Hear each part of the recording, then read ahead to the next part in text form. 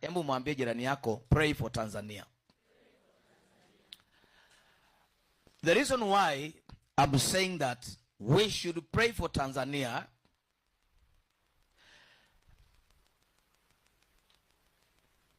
nimeirudia mara kadhaa, na Samia Suluhu Hassan, make sure buffer hiyo tatizo umeiondoa kabisa. Samia Suluhu Hassan alisimama siku moja akasema, Kenya, nyinyi vijenzi wa Kenya mumeharibu nchi yenu, munataka kuja kuharibu Tanzania. Mnakumbuka hiyo maneno? Na Samia Suluhu akasema pia, Tanzania is the only remaining country, peaceful country in the world. In the realm of the spirit, nikawa ninajiuliza, kama Samia anasema Gen Z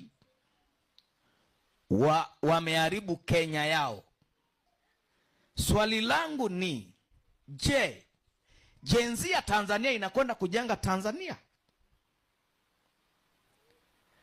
So let us pray for Tanzania, because kutakuwa na kitu inaitwa civil unrest. Leo ni tarehe ngapi?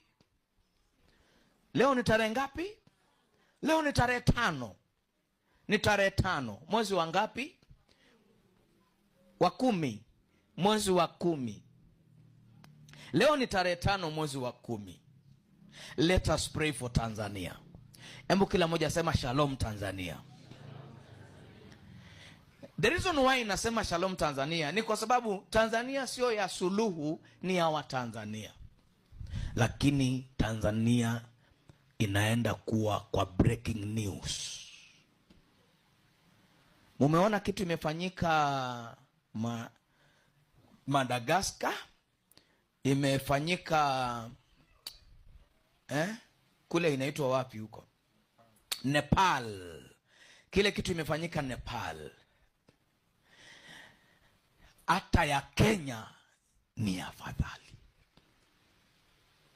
Kile kinakuja Tanzania, hata ya Kenya ni afadhali. So let us pray for Tanzania, kwa sababu kuna kuja kitu inaitwa revolution war.